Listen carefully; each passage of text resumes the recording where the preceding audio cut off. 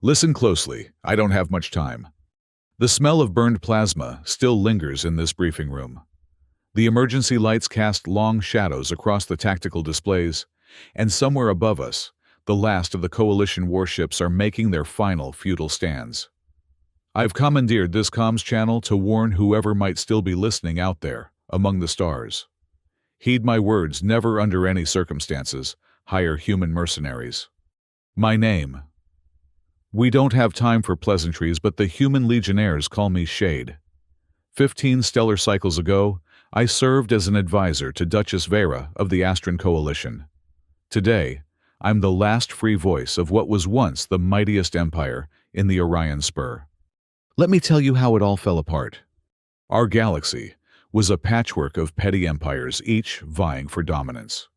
Noble houses traced bloodlines back thousands of years, waging ceremonial wars for prestige and territorial rights. The Astran Coalition was among the largest 37 star systems, united under the banner of House Vera. Our armies consisted of noble cavaliers, honor-bound warriors, who fought according to ancient codes of conduct. Our weapons were beautiful, ornate, and largely ineffective. Our wars were predictable, almost theatrical affairs. Duchess Vera was different from those who came before her. Young, ambitious, with eyes that burned with hunger for something more than ceremony. I remember the first time I stood in her council chamber, all polished marble and ancient tapestries depicting glorious battles. Vera herself sat atop a throne carved from the heartwood of extinct trees, her features sharp in the glow of bioluminescent chandeliers. "The old ways are holding us back," she announced to her assembled advisors. "Our borders are vulnerable. The Talaxian hegemony encroaches from the south. The barony of Karen builds battlements along our shared frontier. We need an edge." That was when the Duke's envoy, an aging diplomat named Falshar, cleared his throat. "Your Grace, there are rumors from the outer reaches. A new species has joined the galactic community. They call themselves humans. They come from a backwater system called Sol. And they are different." The council chamber erupted in murmurs. I watched Vera lean forward, interest piqued. "Different how?" she asked. Falshar's voice dropped. "They evolved on a death world, Your Grace. High gravity, extreme climate variations, dangerous predators. They've spent their entire history fighting each other mostly. They have no noble houses, no codes of honor as we understand them. But they have expertise in war." I should have spoken then. Should have told her what I'd seen during my time as a trial mercenary when a human regiment was first deployed against the pirates of the Cygnus Void. But I stayed silent. The war chest was full, and Vera's appetite for expansion was insatiable. Who was I to deny her? A delegation was arranged in secret. I was tasked with brokering the initial meeting. The humans arrived in a ship unlike any I'd seen functional, to the point of ugliness, bristling with weapon systems that seemed crude, until you recognized their deadly efficiency. Their representatives emerged wearing not the ceremonial armor of our warrior class, but utilitarian combat gear marked with corporate logos and military patches. Their leader, General Secretary Saren, stood taller than the others. His face bore scars that hadn't been medically erased, worn proudly, like badges of honor. His eyes assessed everything with cold calculation. We met in a sealed chamber beneath the palace. No recording devices. No witnesses except for Vera's most trusted advisors. "Let's dispense with pleasantries," Saren said, his voice carrying the rough accent of Earth. "You want soldiers. We have soldiers. The question is, what can you offer that would make it worth our while?" Vera, unused to such directness, took a moment to respond. 1 billion credits per campaign. Access to our shipyards for repairs and resupply. Saren didn't even blink. "Not enough." 2 billion then, Vera countered, a hint of irritation creeping into her voice. "Credits are useful," Saren acknowledged. "But what we really want are frontier worlds. Uninhabited systems where we can establish our own colonies. And technology rights." I watched Vera's face carefully. This was unusual. Mercenaries typically wanted payment, not territory. But the Duchess was focused on immediate gains. She had dozens of worthless frontier worlds. What harm could come from trading a few barren rocks for military supremacy? "We can discuss specific terms," she said, smiling for the first time. "I believe we can come to an arrangement that benefits us both." Saren's answering smile never reached his eyes. "I believe we can, Your Grace." They signed the first contract that night. 10 human legions in exchange for mining rights on 3 frontier worlds and permission to establish forward bases for logistical support. The documents were sealed with Vera's signet ring and Saren's thumbprint in red ink. As the human delegation departed, I caught Saren studying a star chart of the Coalition. There was something in his expression, a hunger that matched Vera's, but colder, more calculating. "A profitable arrangement," I ventured. "Very," he replied without looking up. "Your Empress has more vision than most we've encountered." "Duchess," I corrected. His eyes met mine then, and I swear he almost laughed. For now. News of the human contracts spread quickly despite attempts at secrecy. Senior nobles scoffed at the idea of primitive mercenaries fighting the Coalition's battles. Frontier governors, however, were ecstatic. For years, they'd begged for additional forces to reclaim lawless worlds overrun by pirates and hostile indigenes. The first deployment came 3 months later. The ice planet Joria had long served as the Coalition's primary supply depot for the southern expanses. When a Talaxian battle group seized the orbital platforms, Vera dispatched 2 human legions to reclaim it. I accompanied the mission as an observer. What I witnessed still haunts my dreams. The humans didn't fight like our forces.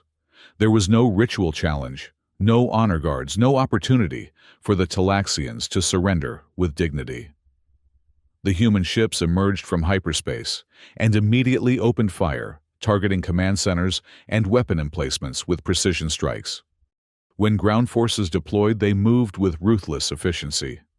No grand charges, no heroic last stands. Just methodical elimination of resistance using overwhelming firepower and tactical superiority. I watched entire regiments of Talaxian cavalry, the pride of their nobility shattered before human long-range artillery.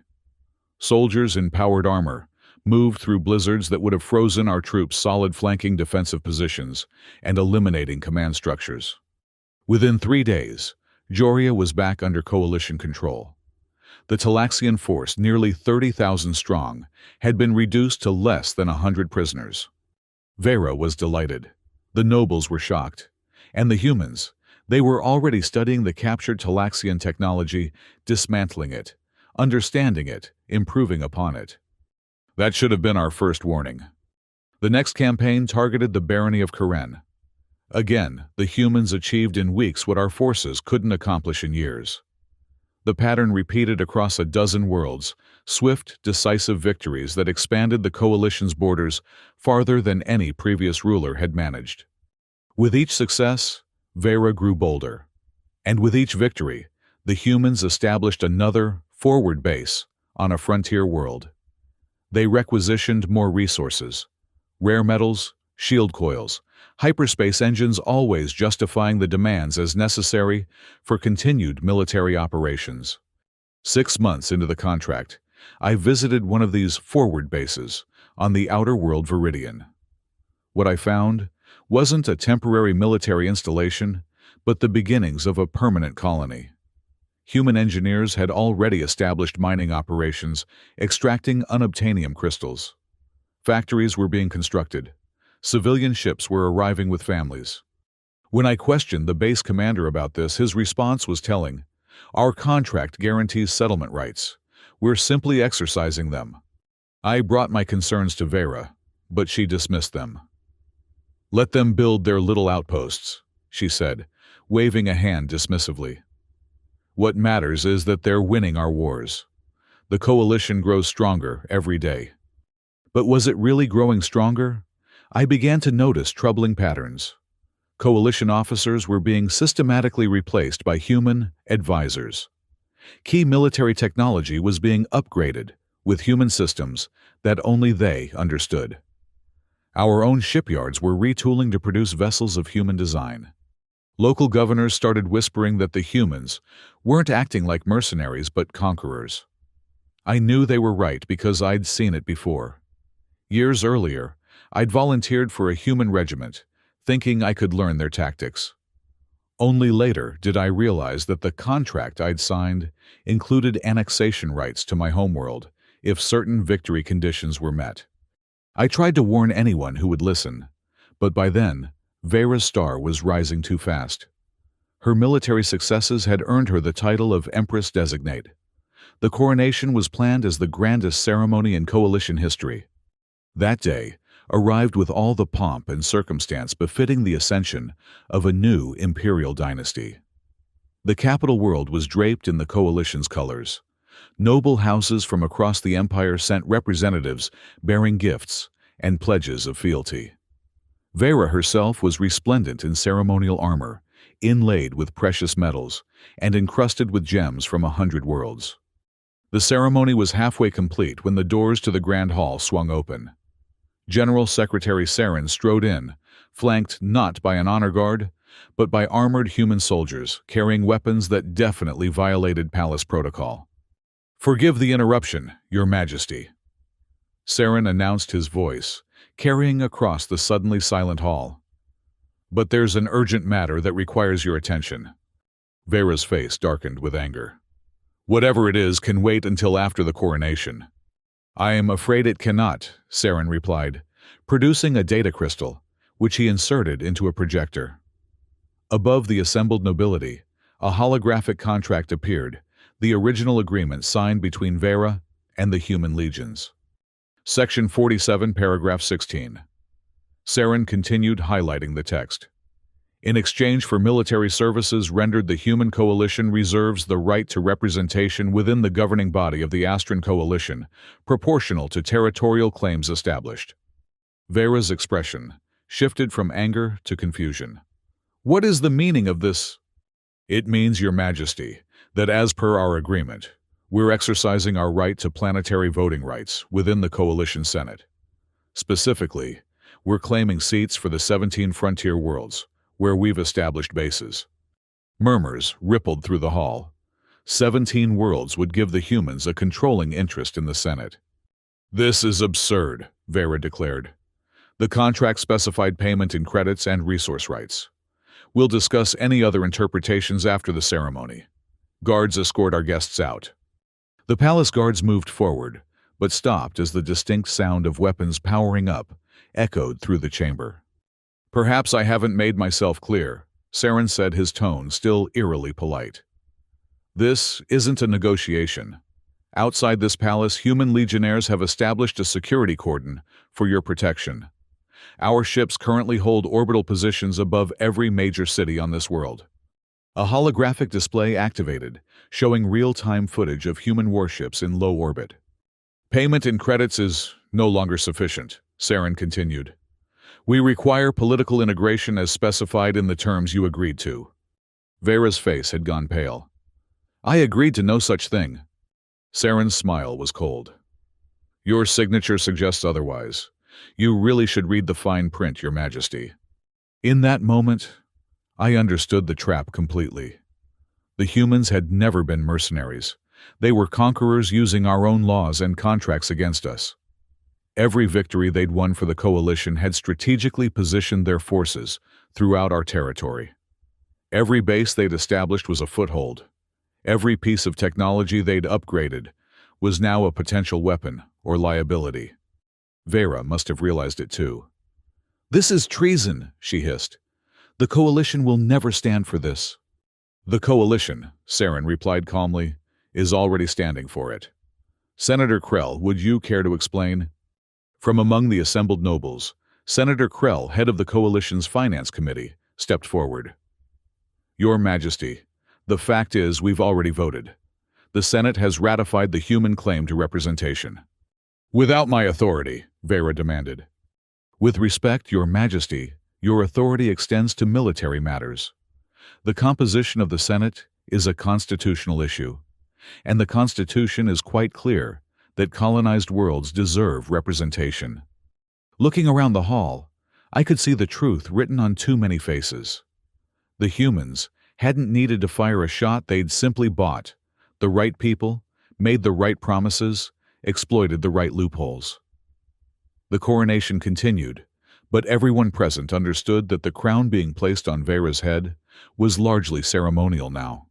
I tried to approach Vera after the ceremony, but was intercepted by palace security, human security, who informed me that my services were no longer required. I was escorted off the grounds without being allowed to speak to her. Over the next few months, I watched from the shadows as the coalition's authority collapsed from within. Human-backed governors replaced old nobility. Military units were integrated with human command structures, which meant in practice that human officers gave the orders. The Senate passed law after law, expanding human rights and jurisdiction. Vera wasn't imprisoned or deposed. That would have been too obvious. Instead, she was systematically isolated. Her loyal supporters found themselves reassigned to distant outposts. Her financial resources were tied up in regulatory reviews. When she attempted to rally loyalist factions, she discovered that there were no funds available, no ships that would respond to her commands, no allies who would answer her calls. Every fortress had been built with human guns and shields. Every starship relied on human-upgraded navigation systems. Every communication passed through networks that humans had helpfully enhanced. The final blow came when Vera attempted to address the people directly through an empire-wide broadcast. The transmission was mysteriously delayed, then edited, and finally released alongside context provided by human commentators that undermined her message entirely.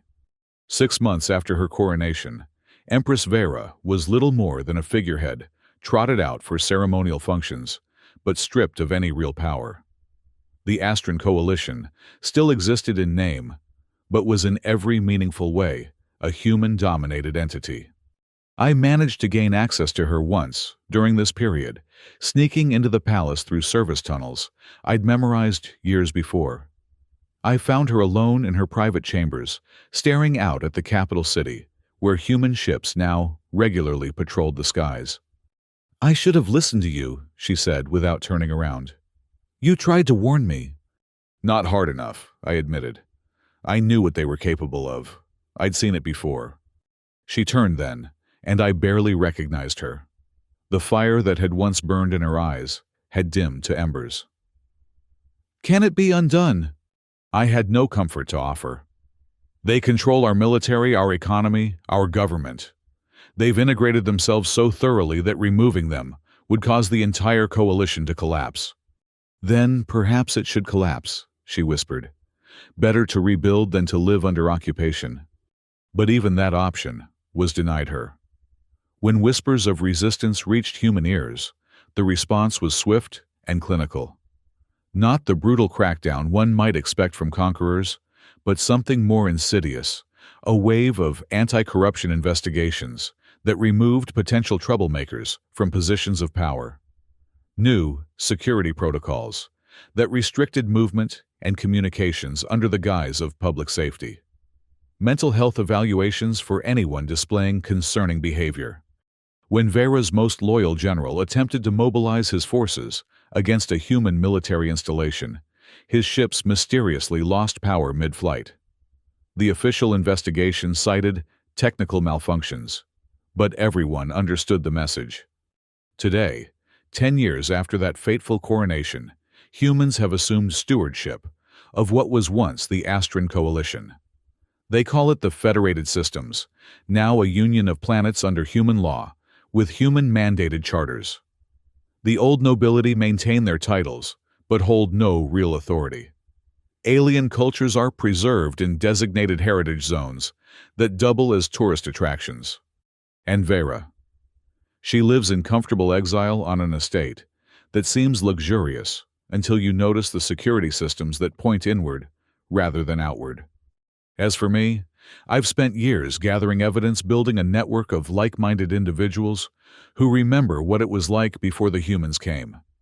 We've had some small successes, smuggling the truth to outlying systems, helping those targeted by human authorities to escape preserving what we can of our true history. But I have no illusions. The occupation is too entrenched to overthrow. The best we can hope for is to warn others to prevent the same tragedy from repeating elsewhere in the galaxy. That's why I've risked everything to broadcast this message. Already I can hear them coming for me. The transmission will be traced. This hiding place discovered. They'll call me a terrorist, a delusional threat to public safety. My name will be erased from official records. My words will be dismissed as the ravings of a madman. But perhaps somewhere out there, someone is listening. Someone with the power to resist the human advance. To them, I say this: beware the contracts they offer. Beware the help they provide. Beware the technology they share. They say never hire human mercenaries, and now you know why. Wait, they're at the door. I can hear them cutting through. Remember my warning. Remember the Astron Coalition. Remember. Transmission terminated. Captain's log. HMSS Relentless Date, Galactic Standard, 24/7/8/93. Intercepted another resistance broadcast today from the Astron sector. Same rhetoric as usual: humans, as invaders, the poor, conquered species, etc. Propaganda Officer Michaels thinks it might be the same agitator we've been tracking for months, calls himself Shade. Triangulated the signal and dispatched a strike team.